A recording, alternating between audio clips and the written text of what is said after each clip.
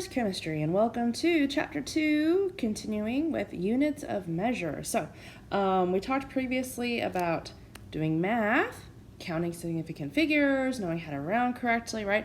But all of that was lacking in units, right? So basically, from here through the rest of the school year, every single value that you write down better have units connected to it, right? Because everything we talk about is some sort of measurement. Here are some standard SI units that you ought to know, right? So meters, kilograms, seconds, Kelvin, which we'll talk more about later. And here are some common equivalents. So SI, right, that is the units of measure that are universally used and accepted, right? But obviously, we can use different ways to express the same quantity, right? So for example, 1 kilometer can also be expressed as 0.6214 miles, right? Or we could say that 1 inch can be expressed as 2.54 centimeters, or that 1 kilogram is this many pounds, right? This one I feel like you should kind of already know. Gallons are equal to this many liters, so forth and so on, right? All of these, so when we talk about things being equivalents, right? Equalities, going back to math class, right? These are the conversion factors, going back to new vocabulary from your reading, right? When we say that 1 kilometer is equal to 0.6214 miles, that's a conversion factor, right? That we can express as 1 kilometer per 0.6214 miles. It could also say 0.6214 miles per 1 kilometer, yes? It just depends on what I'm relating, right, as to which one I would say per the other, yes? Does that make sense, right? And every time we say per, right, what that translates to is something along the lines of equal to, right? So just little things that you already know, right? We're just putting it together now. Okay, prefix multiplier, so obviously depending on the scale of what we're talking about, it helps to have a size of unit that can talk about it, right? So for example, if I'm talking about, the distance from here to the other end of my house, right, meters might be appropriate. But if I was talking about the distance from here to school, right, kilometers would be better. If I was talking about the distance from here to like the moon, right, terameters might be better. If I were talking about, the width of a hair, something along the line of micrometers probably, right? Cellular level stuff would be somewhere in here, right? And so it helps to have a size, right, that reflects what we're talking about, right? So you're welcome to use this table in the book, right, if that's what makes sense to you. There's also this table, which is on PowerSchool, right? So you can go and get that off of PowerSchool and bring that to class also. But this is just my version of the one that's in your book, right? Where this is how I see the scale, because the whole point of the scale is to be able to put together some conversion factors that allow us to relate one size of unit to another, right? So that we can talk about things in whatever unit we want, right? So first of all, base unit. This is anything that does not have a prefix attached to it. So this could be meters, could be seconds, could be grams, so forth and so on, right? Could be liters, but any of those, right? And then if I'm talking about kiloseconds, right, that's bigger, right, 10 to the third bigger than a meter, right? Or teraseconds would be 10 to the 12th bigger than a meter, right? I don't know why I keep confusing seconds and meters, sorry. Or I could be talking about nanometers, which are 10 to the 9th smaller than meters, right? Does that make sense, right? Or attometers, which would be 10 to the 18th smaller than meters. Yes, does that make sense? And so all we're really doing when we're talking about switching from one unit to another, or switching from one prefix to another, is we're just changing where the decimal sits, yeah? That's all we're doing. Okay, let's say we want to go ahead and write a conversion factor, right? Because that's what this table is going to help us to do. So let's say we wanted to write a relationship between meters and terameters, okay? So meters, which would be the base unit, and terameters up here, right? So first things first, what we're going to do is we are going to approach this in a very formulaic way, okay? We're always going to say the same thing and do the same thing, which means we're going to get a predictable result, right? Which is the right answer. With enough practice, perhaps you don't have to be quite so formulaic about it, but it's not a bad thing, okay? So first, if we're going to write a relationship between meters and terameters, step one, identify which is the bigger unit, right? Which is the bigger unit? Clearly, terameters is the bigger unit. And whichever is the bigger unit gets a 1, okay? As in there is one big thing, right? So this would be our 1 terameter, because it's big, right? And that terameter is composed of lots of little things, yes?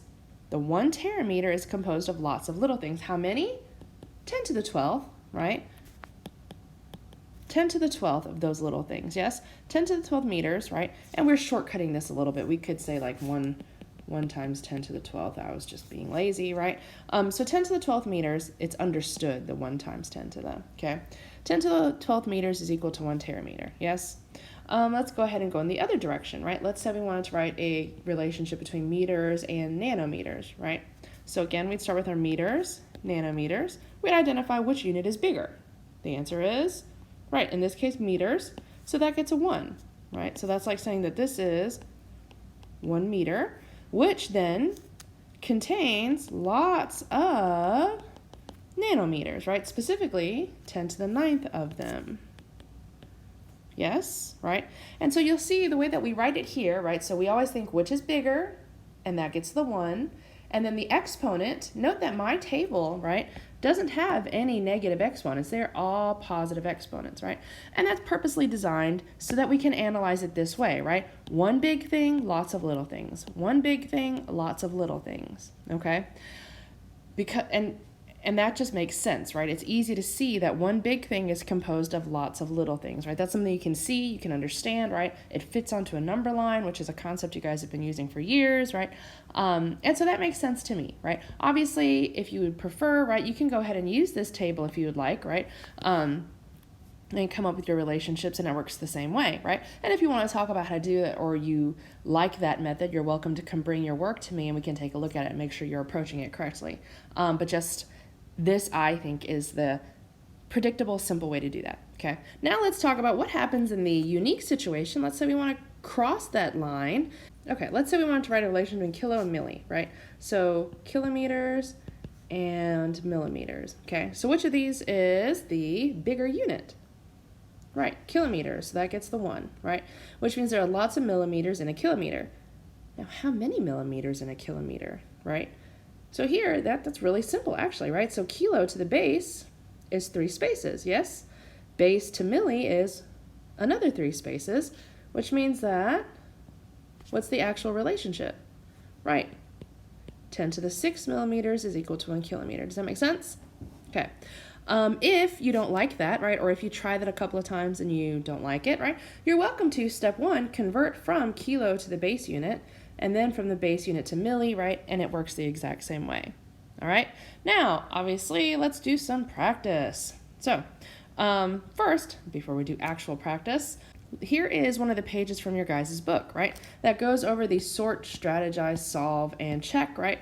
Can't emphasize enough the whole, when you sort, the really important part, right, is you need to know what you're starting from, right, and find. I don't use the word find because I think that's weird. I like to say goal. You're given and your goal. What are you looking for, okay? Strategize, you don't have to draw out a literal map, but, you know, some people like that, right? But really all you're doing is figuring out what kind of relationships do you need, right?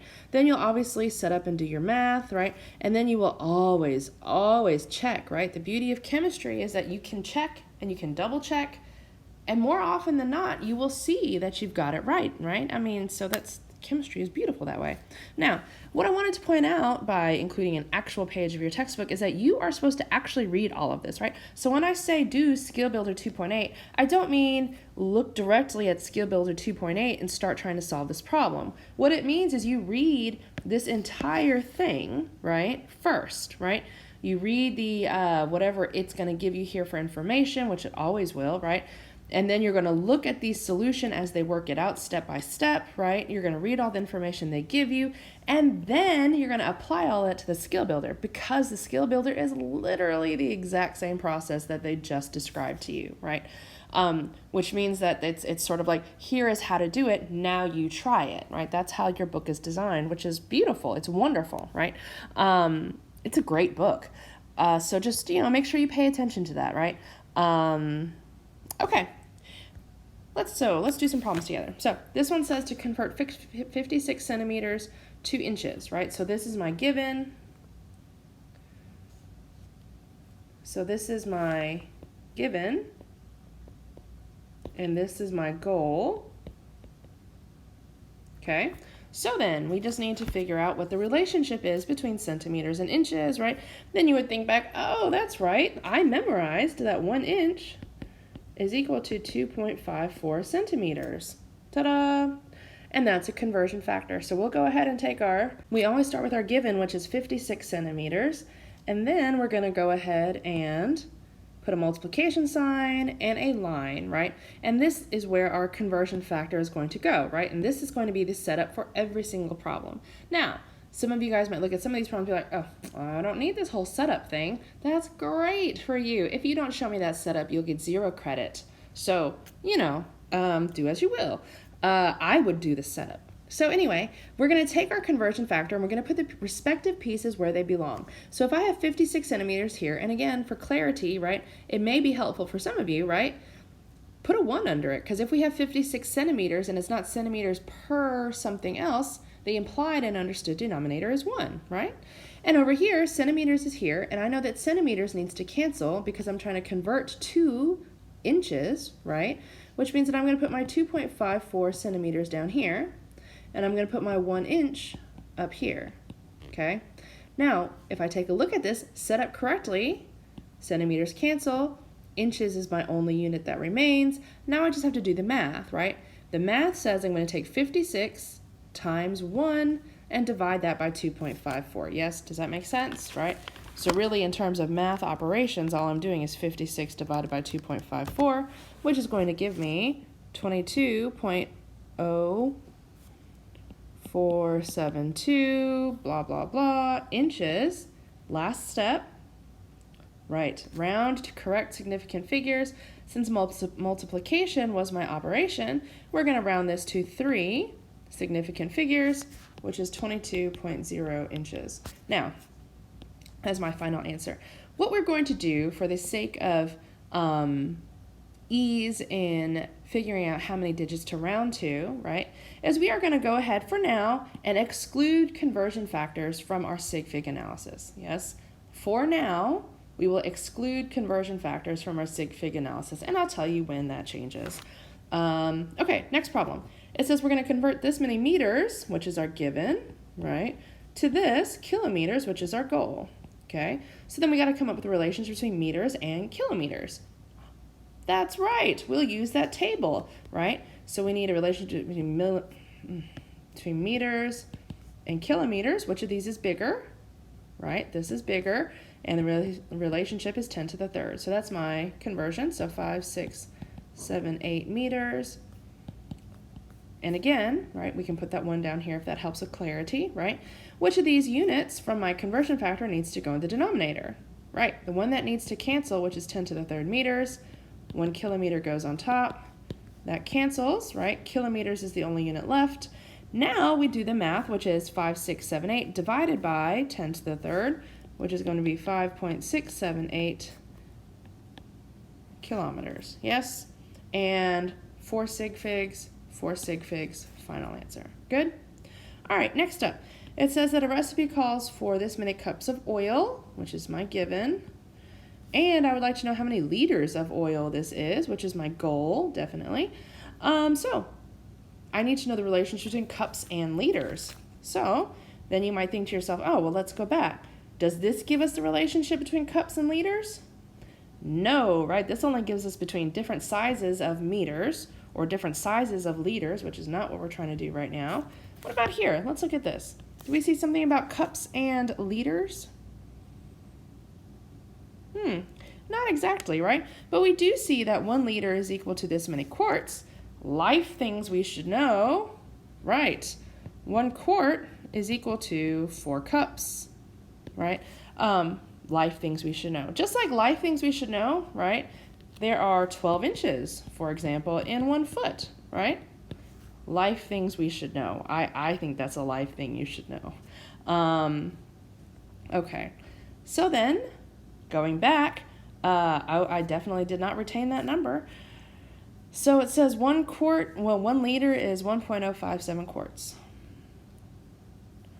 1 liter is 1.057 quarts, and I know that 1 quart is equal to 4 cups. Okay, so we're going to convert our 1.2 cups. We're going to take this one first, so 4 cups for every 1 quart. And then we know that for every 1 quart, now 1.057 quarts, we have 1 liter. Yes, quarts cancel, cups cancel, liters are the only unit left, right? So then we just have to do the math. The math says I'm going to take 1.2 and I'm going to divide it by 4. And then I'm going to divide that by 1.057. Or I could take the product of that and, whatever. All right, so we get 0.283822 liters. And then we would go look at our significant figures, which again, going back to our given, because we're going to exclude conversion factors along the way, is 2 significant figures, so 0.28 liters is our final answer. Okay, a couple more.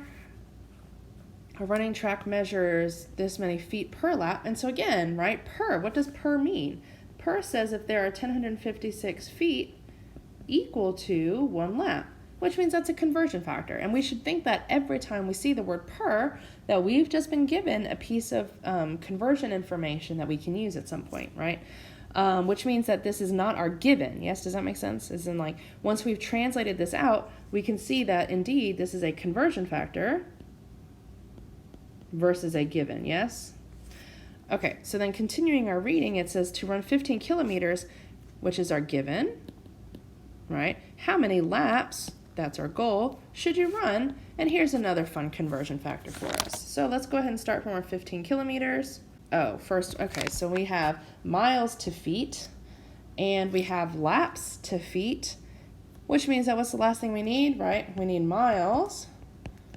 Well, we need to know that 1 kilometer is equal to 0.6214 miles, right? So one of the ones we're supposed to memorize. Okay, so my annotations have disappeared, but we're still going to do the math, right? So this is still our conversion. This is our given. So 15 kilometers, right? And I know that for every 1 kilometer, that is equal to 0.6214 miles. And I know that 1 mile is equal to 5,280 feet. And I know that there are this many feet per 1 lap. And then if we stop and look, right, feet cancel, miles cancel, kilometers cancel, laps are my only unit left. And again, we're just going to go back to our given for significant figures. We're going to exclude the conversion factors along the way, which means that I just need to do the math, right, where the math is going to be 15 times 0.6214 times 5280, and then divided by the 1056, and that's going to give us 46.6 laps. That's a whole bunch of laps. All right. It says an island is this many nautical miles from the coast. How far away? So this is my given. This is my goal in meters, right? So I know nautical miles to normal miles. How do I get from miles to meters? Well, just using things we've memorized, right? I know that one kilometer is equal to 0.6214 miles. I also know that 1 kilometer is equal to 10 to the 3rd meters, right? So the elements of the periodic table. There's hydrogen and helium, then lithium, beryllium, boron, carbon everywhere, nitrogen all through the air with oxygen so you can breathe, and fluorine for your pretty teeth, neon to light up the sun. All right, last up. Car is driving at a velocity of this, right? What's the car's velocity in meters per second? This is clearly the question. This is the only other information given, right? And then you'd say, oh, but that's a conversion factor. Well, in this instance, we are being asked to take my conversion factor and convert it into a different conversion factor, right? And there are several different ways you can do this, right? This is my preferred method. If you don't like this method, feel free to come by and we can talk about other ways to do this. So it still works the same way, right? Where when things are on the opposite ends, right, they cancel, right? So we just now have two pieces of information to consider, right? So let's focus on one piece. Let's say we're going to focus on hours first, right? We need hours to go away, and instead we need it to be seconds. So it's a relationship between hours and seconds. Right. Some of us might be tempted to say 1 hour has 60 seconds. Is that true? No. Well, 1 hour has 3,600 seconds, right? If we wanted to do them 2 steps, as in 1 hour has 60 minutes and 60 minutes has 60 seconds, we could do that. But here's our relationship, right? So if hours needs to cancel, that means 1 hour needs to go up here, yes? And 3,600 seconds will go down here. Now, hours cancel, and what's our new unit in the denominator?